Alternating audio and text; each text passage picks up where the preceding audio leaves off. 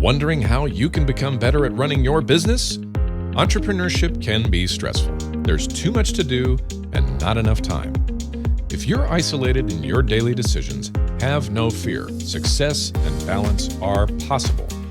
Welcome to the Small Business Answer Man podcast, where you master the art of running a successful business using practical advice from experts who want to help you succeed. Now, here's your host, Gary Wilbers. Well, it's the first quarter, and I told you this year in 2024, we're going to bring different guests with different viewpoints because I really want to make you think. And one of the things I want to do is get you mentally strong. How can we make you, as an entrepreneur and a business owner, be mentally strong? Because we don't know what's ahead of us in 2024, but we know what is in front of us right now. So today, as you're listening, I've brought a guest on that can help us with that. He's gone through some of those challenges and struggles, but we want to help you, the listener, today. So Joshua, would you share with our audience, what problem will you help them solve today?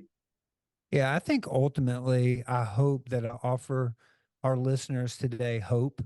I know that as we go through life, there's a lot of experiences that we go through that leave us kind of feeling like, man, is there a God? Does he care about us? Does he love us? Why did these events or these things take place in my life? And so it's my hope to offer my story to your listeners to perhaps give a element of hope inside of this world and to not give up, and so no matter what you face in life, it's not worth quitting on, not worth tapping out, but to keep going, be faithful, and finish this life well lived. Well, I know it's going to be a great conversation with Joshua Brown. He's been married for 25 years to Jennifer. He is the father of 6, which includes 3 girls and 3 boys. Joshua is the founder and vocational ministry experience. He opened a side hustle and turned it into a national brand where ministers are invited to enter into the marketplace so they can create jobs, make disciples, and serve the city. Joshua, it is great to have you on the podcast. Welcome. Yeah, thank you so much. Really, the honor is mine. I appreciate you taking time to invite me into your listeners. And my hope again today is just to offer a ton of value. Well, I appreciate you saying yes, because I know you're going to offer value, because you and I have got to have a conversation and have got to know each other a little bit over the last couple of months. And I think the best place to start with, because we talked about we're trying to make them mentally strong, is if you would share some of your story, Joshua, because I think that brings hope, as you talked about, that no matter where you're at, you can really overcome those odds. And I appreciate you willing to share your story with our listeners today. Yeah, absolutely. And I give you permission ahead of time to just say, to stop me and to ask any questions as I go. And there's a lot of pieces inside of the story. And so feel free to ask any follow-up questions. I'm pretty much an open book, very transparent. And so anything that you would want to ask, feel free to have freedom to do that. But my story begins with my mom, and I know that's kind of a long ways ago to start out.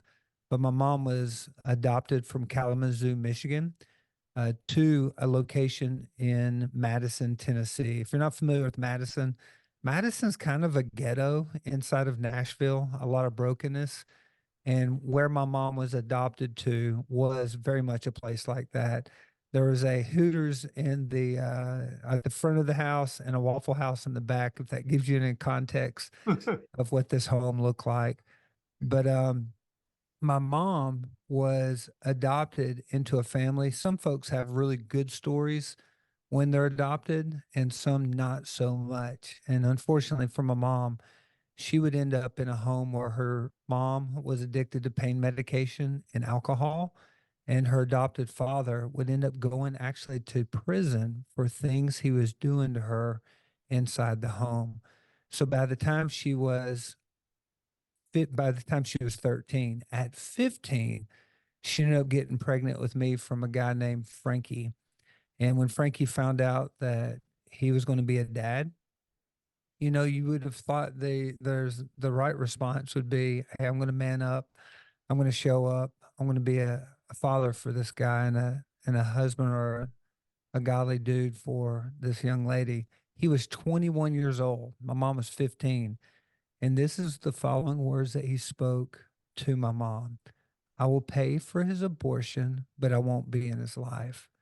Hmm. And so if you think about the starting point, my mom was inside of a home that didn't really care about her, born to a mom that couldn't take care of her.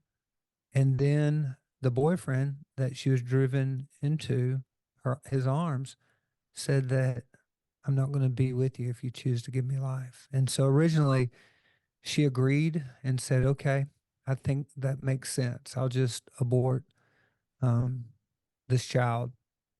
And she said a week or so went by and she just said something was speaking to her saying, you can't do this. And so she ended up going to Frankie's mom's house and saying, this is kind of like a Hail Mary, like last resort. You go to his mom's house and share what's going on. So she went there. I think that's super brave. Shares with my father's mom that her son got her pregnant. And when she shared this information, you would have thought that maybe she would have consoled and say, "Hey, I'm sorry." But instead of that, she said, "You," and this is just, I'm just saying the way she said it, okay? So forgive me for maybe using language that may not be appropriate. But she said, "You whore, you did this on purpose." I want you to Hmm. think about it for a second. A 21-year-old man gets a 15-year-old girl pregnant. She has nowhere to go. She's called a whore. She has no support at the house. And she made the decision to give me life. And as a result, we grew up on the streets of Nashville. We lived in projects, soup kitchens, cars, church fellowship halls, um, different places throughout my early childhood years. And by the time I'm 17, I'm a drug dealer, pothead, high school dropout. And am I sharing too much, or or is this on track? Okay, for what No, I'm sharing with you're you? fine. You keep going. Yeah, by the time I'm 17, I'm a drug dealer, pothead, high school dropout in Winston-Salem, North Carolina. Hmm. And I'm following a friend of mine named Pookie. He had a 3000 GT Stealth. I had a Honda Prelude, and he ran a yellow light, taking a left. I ran a red light, taking a left, following him. What I didn't know is that there was a truck coming from the other side. It was a Ford Ranger green, and we met in the very middle. My car looked like a banana. Everything came through my windshield. Even I had a white Tommy Hilfiger shirt with a blue collar, and on right where my tricep would be, there was green paint all the way down the side from that dude's truck. And Hmm. as I sat there on the side of the road, looking at my car, looking at people look at my car, I denied medical attention. I denied any type of care. As I looked at it, something at that moment started speaking to me about me wasting my life. I was 19. And within 3 to 4 months, I'm listening to, secular music, Tupac Shakur, Is There a Heaven for a G? And God literally just speaks to me and says, um, if you would have died in that car wreck, your life was making an impact on nobody. And from that moment, um, I couldn't get that thought out of my head. And so much so, I showed up at the last night of a revival service. Do you know what a revival service is? Oh yeah. Yeah, they used to have them, maybe 15, 20 years ago. Maybe they still do in certain places, but it would be like a 5 to 7 day church camp type meeting, maybe in a camp, maybe in a church. And I showed up at the last night with my girlfriend, and I sat in the very back and I heard God literally speak to me. He didn't say I was a loser. He didn't say I was going to hell. He basically said, Joshua, I love you. And that was something I needed at that time. I needed to know that God loved me. So much so that I looked at my girlfriend and I said, I wish the pastor would quit preaching and just open up the altar.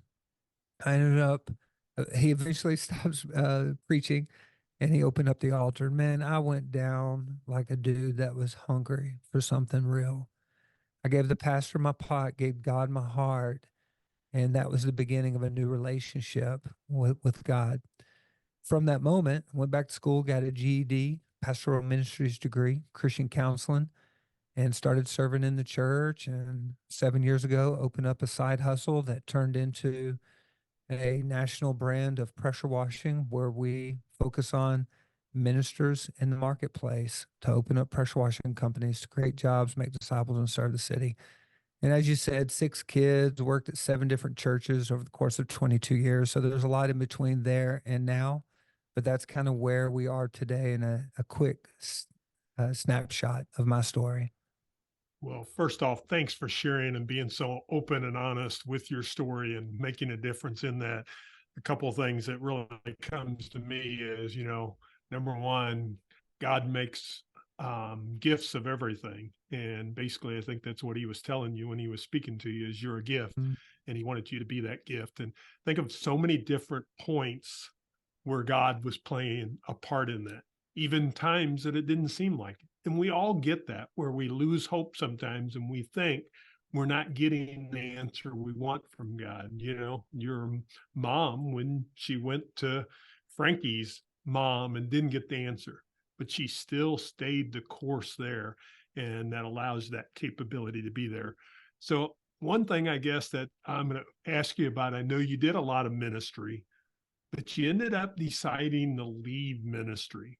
Can you share a little bit about that? And I know you were in different ministries at the time. I think you said over 7 years worth that you was doing that. Why did you decide to leave ministry at that time and Well, become an I had, entrepreneur?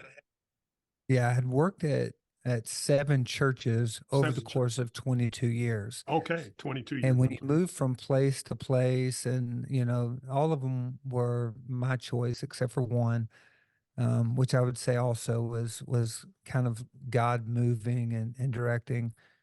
But ultimately, I got frustrated over the fact. Now, for your listeners, I was radically saved. I was not a guy who was like in Sunday school class, gave his life to Jesus, and always did the right thing. It was like, dude, I fell in love with a God who loved me, and I wanted to be and make disciples. And within the 20 years of ministry, I had a lot of great events that took place. I saw a lot of families and teens and had a great time in ministry, some of the best years of my life. But I got the feeling that I was running more programs, events, small groups, first impressions, and just trying to get people to stick. And that part of me is not what I signed up for. I signed up to be an evangelist and be a disciple of Jesus Christ. And so I felt like I had gained enough experience to feel the frustration that what I was called to was not, or be, was not being fulfilled in the role that I served. And your question was this: when did you decide to leave ministry? That, for me, and feel free to correct, and I'm just sharing my story. And so your listeners and you can have different thoughts on it. But I left ministry not knowing that who you are is who you are wherever you are. And it's Mm, not dependent upon a ministry role. I thought that you needed a pulpit and a position, an ordination, or inside of a denomination in order to be a pastor. But within 6 months of leaving the church, I was inside of like secular groups. One of them was called the BBB. It was a mastermind. It stands for bourbon, BS, and business. hmm. I don't drink, and I try to tell the truth. So hopefully I don't BS too much. And then, but one thing I did need was business education. And while I joined that group, they ended up labeling me, "Hey, that's the pressure washing pastor." And I'm like, why are they calling me pastor? I'm not at a church anymore.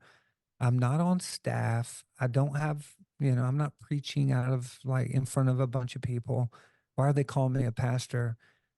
And maybe about 6 months to a year after that moment, I came to the conclusion after studying and reading scriptures and looking at what the Bible had to say about being a shepherd that a pastor is not a vocation, it's a calling from God. And whoever you are is whoever you are wherever you are. And so I make a hard argument that we have made an assumption that ministers are limited to being inside of a denomination or a vocational. We're limiting the role of being a pastor. Does that make any sense? Well, that makes a lot of sense. And that saying you said of who you are, not who you are, thinking about that through, one of the questions that comes to mind, and I'm hopeful and someone else is having that same thought, is I understand that God spoke to you, but I think so many people think that that's great that Joshua got spoke to, but I don't get that same message. So what would you share with them to be able to open themselves up, to be able to hear God in their life? Because my belief is he speaks to all of us, but sometimes, to be quite honest, we're not willing to hear it. Yeah. What is your belief? Yeah, what's interesting about here is there was a evangelist by the name of John Wesley, and John Wesley was a pretty popular Methodist pastor, preacher, traveling evangelist, and he journaled very well. And he would write down in his journal the days that he felt that God was with him and the days that he felt like God wasn't with him. And when you count up the days that he felt that God was with him versus the days that God wasn't with him, guess which one had more check marks? Not with him? Not with him. And I think we find this true inside of our walk is that we're not always confident where God is or if he's nearby, but there are moments of time where we are confident. And so if there's a listener that's like, has God abandoned me? Does he love me? Does he care about me? I'm like, yes, like he sent his son Jesus Christ to die for you. And so there's a saying that a lie believed functions as truth, even if it's a lie. And I would say, look, replace the lie that you might believe in regards to who you are and who God is. And remember what God says about you and about his word of the fact that he sent his son Jesus Christ to die on a cross for us. And whosoever shall call upon the name of the Lord shall be saved. It's not eliminating you, it's including you. And so my maybe to-do list, if you're in that boat and you're just trying to say, hey, how do I rekindle or how do I know that God loves me? Man, just spend some time reflecting on your life and be thinking about who God is, who you've been, and the fact that he loves you. And I believe that if we go to God, he's going to reveal himself to you. And in James, it says, if any man lacks wisdom, let him go to God who gives it without finding fault. And just pray, man. Hit your knees and ask God. Say, hey, God, if you're real, I need to know it. Reveal yourself to me. Go back and push yourself into God's presence. And the word says, if my people who are called by my name shall turn from their wicked ways, seek my face, I will heal their land. I will come to them. And so it starts with our response. And I think God meets us inside of that. Yeah, I think you're so right there. And I think the biggest key is it's early in 2024. How do we give ourselves some quiet, meaning to be able to reflect, giving us that space, giving God space to be able to enter with us. And I think that's hard. I mean, for a lot of entrepreneurs, we're very busy people. We love doing and multiple tasks and doing different things. But sometimes you got to find that quiet space for yourself to be able to really be able to listen and to reflect of what God is asking of you and what you're really seeking and what you're wanting out of it. And I think that can be a big piece. Let's talk a little bit, if you would, because you became, they started talking about you being this pressure washer pastor, and you were doing that. But when did you kind of let that take full hold and really, what is your business designed for now? And what have you really come to the conclusion that what you can do with your business besides just pressure washing people's houses concrete, whatever else. I'm sure you do it all that's available to you. How did you make that Yeah, change and that transition there, if you would, Joshua? yeah, I heard a couple of questions there. The first thing was finding time to have quiet time between you and the Lord. The first thing I would say is come to the conclusion that it's not your business anyway and give it back to Mm. God. I think one mistake that entrepreneurs make is not to realize that they're stewards of something, not owners of something. And so from my mindset, it's like everything that I have is open, it's not closed. And I don't get to hold on to any of it. I'm just stewarding it. And so if it succeeds or fails, it's ultimately the Lord's. I have my responsibility and God has his responsibility. And so I'd first ask you the question, whose business are you running? Is it something that you've allowed God to take over? Or is it something that you can't sleep, you can't rest, you can't get your mind off of it because it's your business and not God? So the first thing is lay it at the altar, give it back to God. The second thing would be go to bed on time. I think one of the most healthy things that we can do is is say no to TV at night or no to the things that maybe we stay up late at night doing and just go to bed at a decent hour. If you go to bed on time, it's a whole lot easier to wake up early in the morning. And, for me, I drink coffee. So it's a lot easier to brew coffee, drink some water, hit your knees, and just spend some time in prayer and in gratitude. For me, the day is always set up right when you end up starting off on your knees. And you start off on your knees by going to bed at a decent time at nighttime. And so that's that first part of your question. Any follow-up questions there or anything you want to add? I don't think so. I think that's really important to set up your day, and then set up your evening is what you're talking about in each one of those areas. But what Yeah. moved you from being, just a pressure washing business to go ahead and saying yes to this washing pastor?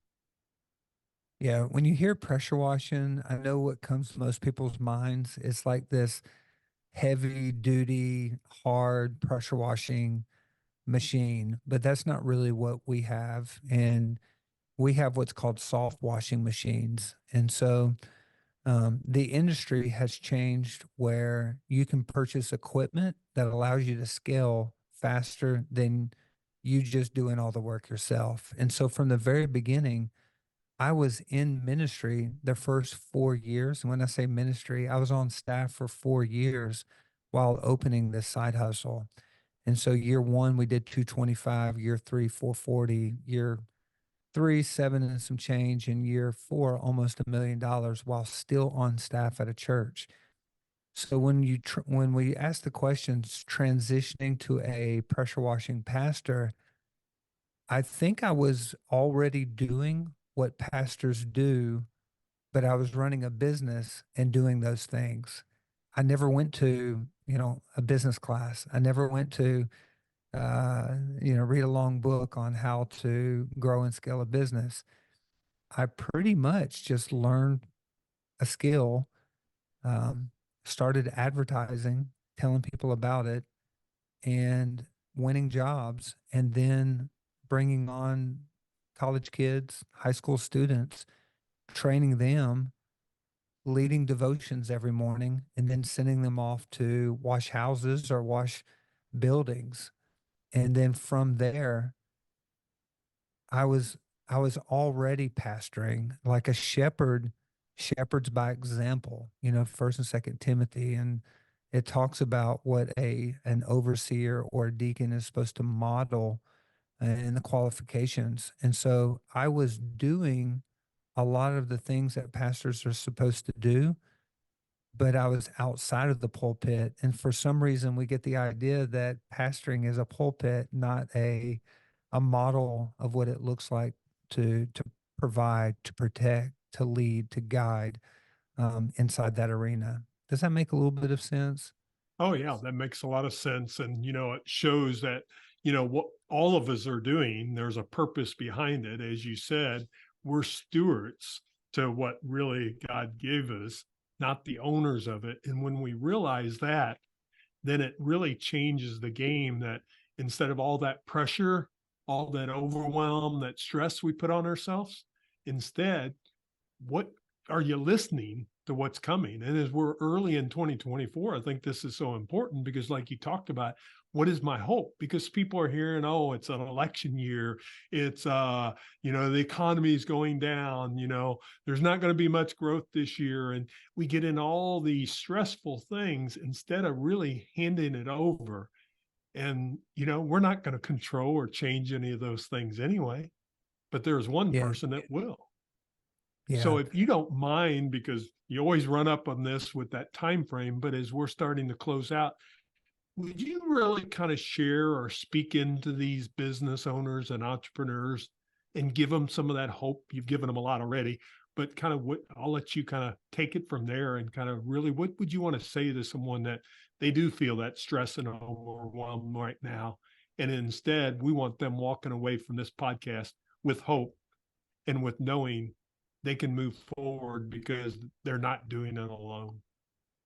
Yeah, I think that's good. And inside of the book of Corinthians, it talks about the church as a body, and the eye can't look at the hand and the foot can't look at the ear. Like for whatever reason, we get this idea as entrepreneurs that we can do it all. And if you think about it and look inside of scripture, are you familiar with strength finders? Yes. Yeah. If you know that there's certain things that you should be doing in business and there's some things you should never be doing in business, the sooner that you can surround yourself with other individuals that can strengthen your business, the better off you're going to be. And so some of the reasons we're stressed out is we're listening to too many people, we're doing too many things, and we need to take a step back and we need to assess what our strengths are, invite people inside of our business. In this day and age, you can get a VA, you can learn some chat GPT, you can get mentorship from other business owners, get some coaches that can come into your business and help you see things that you don't see and make you do some things that you've chosen not to do. And so my encouragement to your listeners is to assess what you're good at and then start surrounding yourself with individuals that are stronger at things that you're really bad at. There's a book by Dan Sullivan that I'd recommend. It's called Who, Not How. And a lot of business owners need to learn that they don't need to know how to do everything. They need to know who's that know the how to do everything. And when you do that, it relieves some of the stress of the business off your shoulders. One thing I'm not strong at is, balancing the books and the budgets. And that's why we have a bookkeeper and we have CPAs, is because it's an area of the business that I'm not great at.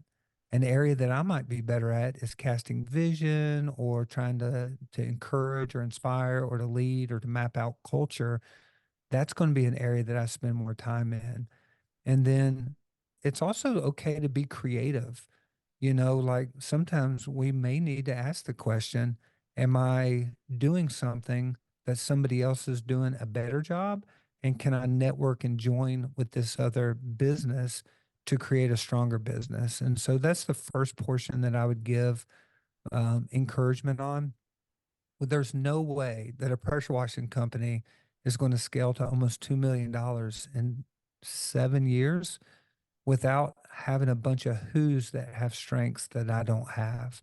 And if you're going to grow and scale your business, I think it's important to identify those things and surround yourself with individuals that have gifts and strengths that you don't.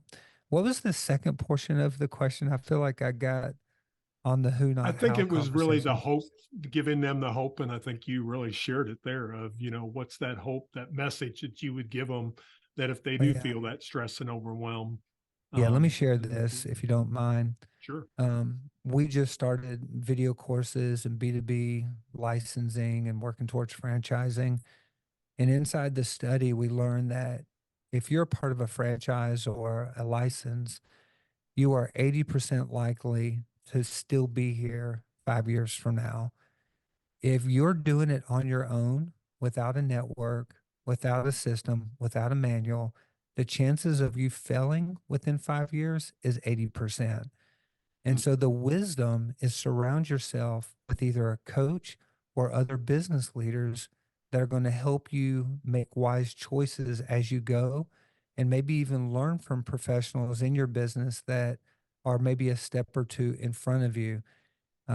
We're part of a ISI group called, ISI Mastermind, which means iron sharpens iron. The reason we're a part of this mastermind is we spend money trying to strengthen areas that we might be weak in. And you will be better off surrounding yourself with other strong men and women than eliminating those and trying to do everything on your own. So get a coach, get a mentor, get some accountability.